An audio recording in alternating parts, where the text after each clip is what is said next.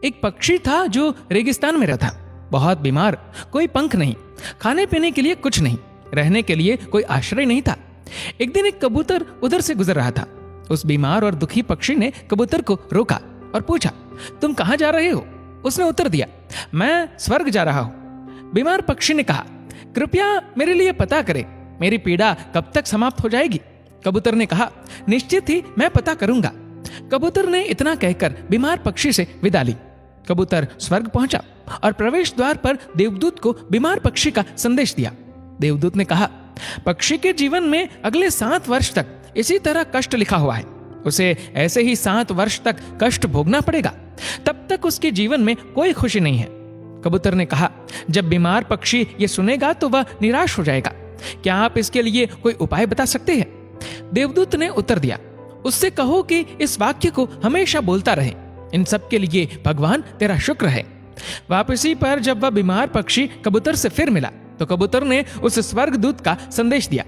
7-8 दिनों के बाद कबूतर जब फिर उधर से गुजर रहा था, तब उसने देखा कि पक्षी बहुत खुश था, उसके शरीर पर पंख उगाए थे।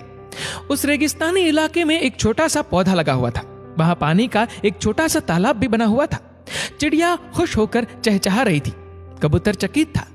देवदूत ने कहा था कि अगले 7 वर्षों तक पक्षी के लिए कोई खुशी नहीं होगी। इस सवाल को ध्यान में रखते हुए कबूतर स्वर्ग के द्वार पर देवदूत से मिलने पहुंच गया।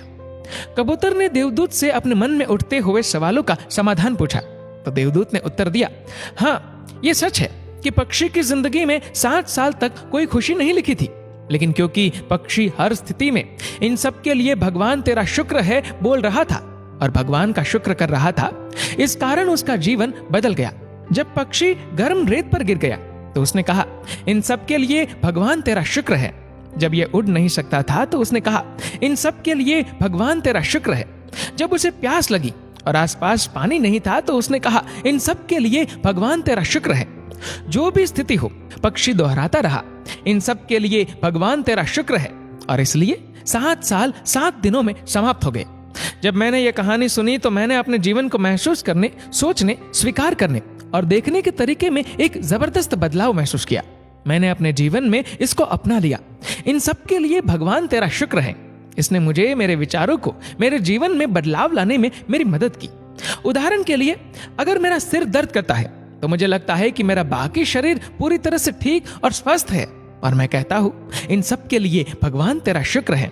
और मुझे लगता है कि सिर दर्द मुझे बिल्कुल परेशान नहीं करता। इस भगवान के शुक्राने का मेरे जीवन पर वास्तव में गहरा प्रभाव पड़ा। मुझे लगने लगा कि मैं कितना धन्य हूँ, मैं कितना खुश हूँ, जीवन कितना अच्छा है। इस संदेश को साझा करने का उद्देश्य हम सभी को इस बारे में अवगत कराना है कि कितना शक्तिशाली है ये, हमारे जीवन को नया रूप दे सकता है। इसलिए आभारी रहे हर चीज के लिए, उस परम पिता परमात्मा के, और अपने दृष्टिकोण में बदलाव देखे।